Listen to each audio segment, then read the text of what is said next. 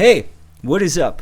Today we're going to look at how to add drum samples to your recorded drum tracks. So before we start, listen to that.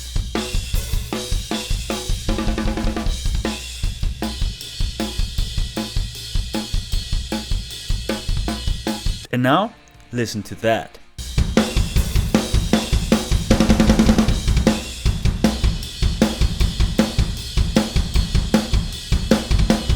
I didn't use EQ, compression or any other effects. It's just the original drum recording plus samples. I am Thomas from the self-recording band, and now let's check out how to do that. Before we dive into how to do things, let me just quickly explain to you what the different steps of this process are. First, we take the original drum recording and create a MIDI representation of the performance. Then we will make sure that every MIDI note is accurately aligned with the recording. After that, we will edit the MIDI, choose a sampler, route the MIDI notes into the sampler and fine-tune some sampler settings. To finalize it, we will print the samples to audio, quickly do a rough mix, and to add a little bit of extra punch, we will in the end add some one-shots. Now, if you don't know what all of that means, that's no problem, just follow me, we are going to check it out in this video. So, if we want to add samples to our recording, we need A sampler, and B, we need to tell the sampler when and what to play. I will use a dedicated drum sampler that not only gives me a single kick or snare one shot, but close mics, overheads, spot mics and room mics. And the beautiful thing here is that you have the flexibility to mix and route everything the way you want, just like you would with a real drum kit. Imagine that this sampler is a real drummer playing the exact same performance as you have in your recording on a real acoustic drum kit in a real recording studio. And in this recording room there are a ton of microphones set up. So enough about that, let's check out how to actually convert audio to MIDI. MIDI notes are data messages that tell a sampler when to trigger a specific drum sample and at what velocity. Most modern DAWs come equipped with built-in tools to make this conversion fairly easy. The first step is to create hit points for every hit on a drum. This process allows Cubase to detect the timing of each drum hit in the audio recording. You'll often find settings such as threshold and intensity. These settings determine how the hit points are detected on the audio waveform. By getting familiar with settings like that, you can fine-tune the hit point creation process to suit the characteristics of your recorded drum tracks. This knowledge will save you time, however, you always can add or delete hit points later in the process, because in general, these tools will never give you like 100% accurate representation of all the hits.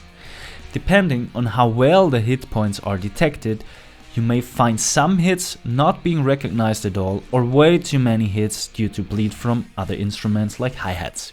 The only way to really make sure that the detected hit points represent the performance is to manually go through every drum, deleting or adding hit points. So take your time and do this step by step, drum for drum, because every hit point will be converted to a MIDI note that then will tell the sampler to fire off a sample. Besides built-in features, there are also third-party plugins available. Some popular ones include Slate Trigger, Massey DRT or Tracker of Superior Drummer. Some of these plugins offer additional options like automatic bleed detection, for example. Again, this will save you time and makes the process a little bit easier. Whatever option you choose to convert audio to MIDI, you should end up with one MIDI track for each shell, kick, snare and all the tones. Remember, among other things, MIDI notes carry timing and velocity information, but no actual audio. They provide the instruction for the sampler to trigger drum samples. Now let's check out how to adjust the MIDI positions to align them accurately with the original drum performance. I like to place the MIDI files above the corresponding audio file, and then I closely compare the MIDI notes with the original drum hits. Simply drag the MIDI notes forward or backward in time until they align perfectly with the audio hits. Carefully checking the whole performance can take a lot of time, but please don't skip that. Alright, timing wise everything should now be perfect. We have the opportunity to refine our drum performance further, both in terms of velocity and articulation.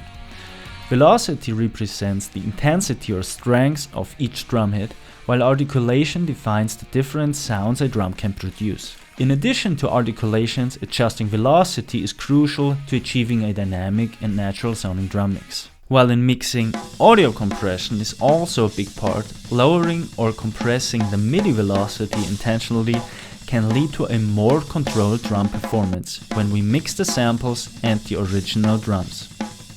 Be aware that you only velocity compress the already hard-hitting sections of the song to make it even more consistent. Ghost notes, for example, should still sound soft and dynamic. So, after I've divided the head and the rimshot articulations, I can highlight all the rimshots and compress them at once. I can do this over and over again to compress them even more. So now I've lowered the dynamics, but I also want to bring the velocities a little bit up so they are around 118 to 123 or even higher. I know that this will work with the sampler I want to use today. You have to find the right ballpark here, but in general the velocity range is between 0 and 127. The lower the number, the softer the hit, and vice versa. After that, I will do kind of the same for the head articulation, but more section specific. I don't want to compress the ghost notes as much, and most of the time I manually adjust fills and rolls. Now that we have our MIDI driven drum track, let's talk about choosing the right sampler. When selecting a sampler, you have two primary options that can shape the overall character of your drum mix. First, you can opt for a sampler with drum sounds that are pretty similar to the ones already recorded. This choice provides continuity and ensures that the added samples blend seamlessly with your existing drum performance.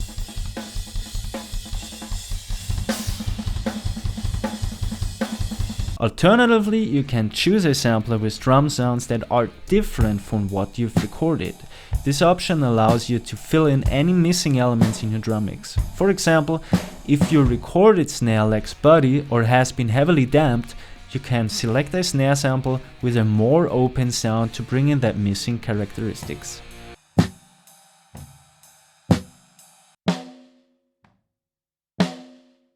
Whichever option you choose, having unprocessed samples gives you or your mixing engineer more flexibility to shape the sound. Again, just like if you would record an acoustic drum kit without processing.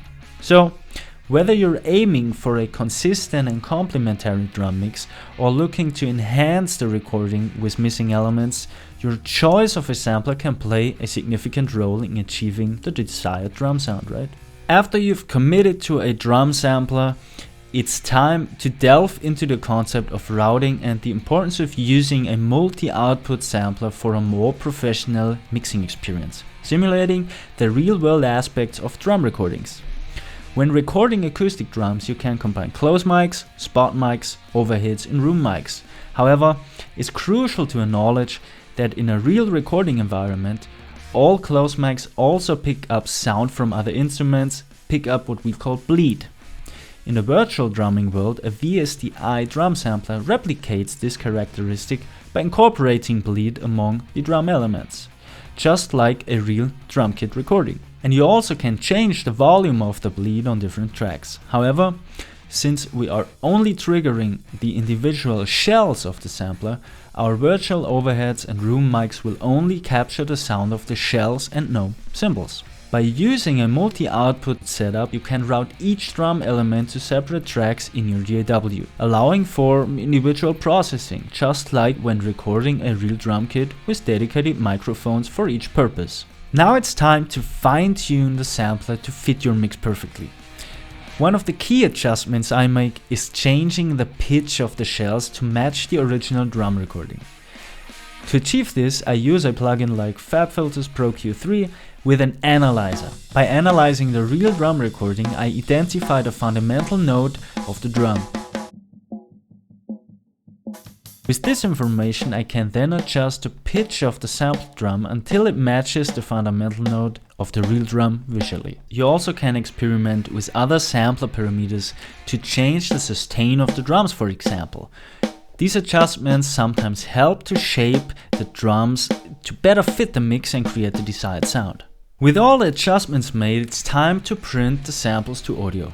Printing the samples onto separate audio tracks ensures that the samples become a permanent part of a project.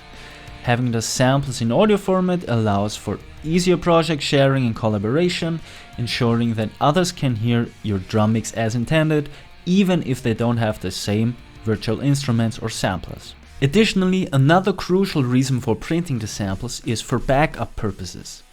Creating a copy of the samples in audio form adds an extra layer of security, protects your hard work in case of any technical issues and software changes. As we approach the final stages of our drum production, it's crucial to check the phase alignment between the recorded multitracks and the sampler multitracks. It's essential to note that we should not flip or change the phase of individual tracks of the sampler multitracks. These samples are professionally recorded and somebody took care of the phase relationship already. We now move on to crafting a balanced drum mix with volume and panning. I start by reducing the clip gain of each drum track to -infinity, essentially muting them. I bring in the original kick drum mics, then I begin to layer the additional sample kicks, carefully blending them until they enhance the original kick's character. The same process applies to the snare, toms, overheads and other drum elements.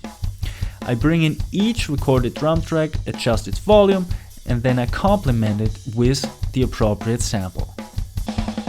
As for panning, I position the drum elements in the stereo field like if I would play drums myself. Typically, I pan the spot mics, overheads and room mics hard left and right to widen the kit, and adjust the individual toms to find the perfect balance. Typically high to low, left to right, about -50 to 60. Having MIDI for every shell allows us to easily use one-shots in addition to the printed drum samples. I just want to give you a short example of what one-shots can do to the drum mix. In general, one-shots are individual audio files of specific drum sounds. This can be close mics or rooms as individual samples. A very common use case of one-shots is to add very processed and pretty consistent hits.